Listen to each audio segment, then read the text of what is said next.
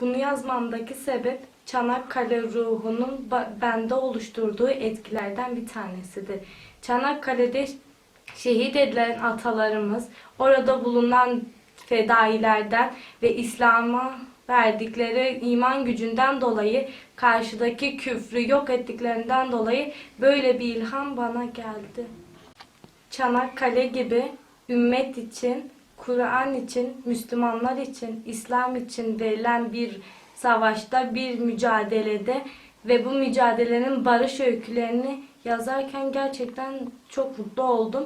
Ve onu yazarken böyle bir şey olduğunu hiç şey yapmamıştım. Günümüze bakacağımız zaman böyle bir şey İslam'da ve sadece Müslümanlıkta olan bir şeydir. İlk babam geldiğinde babama niçin geldiğini sormuştum. Ben de bilmiyordum.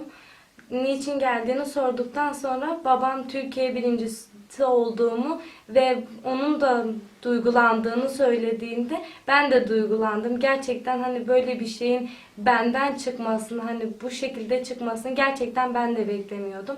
Buraya vermeyeceklerini düşünüyordum. Ama gerçekten böyle bir şey olduğundan dolayı çok şaşırdım. Kamera şakası olduğunu dahi sandım.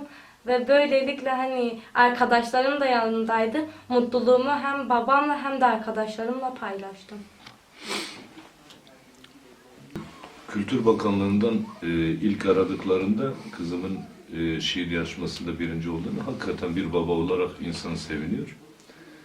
Tabii hasaten Çanakkale gibi imanın, İslam'ın, Kur'an'ın ruhunu bizlere miras olarak bırakan bir yerden, bir olaydan bahsediyoruz. Böylesi bir olaydan dolayı da birincilik alması tabii ki fazlasıyla beni memnun etti, mutlu etti.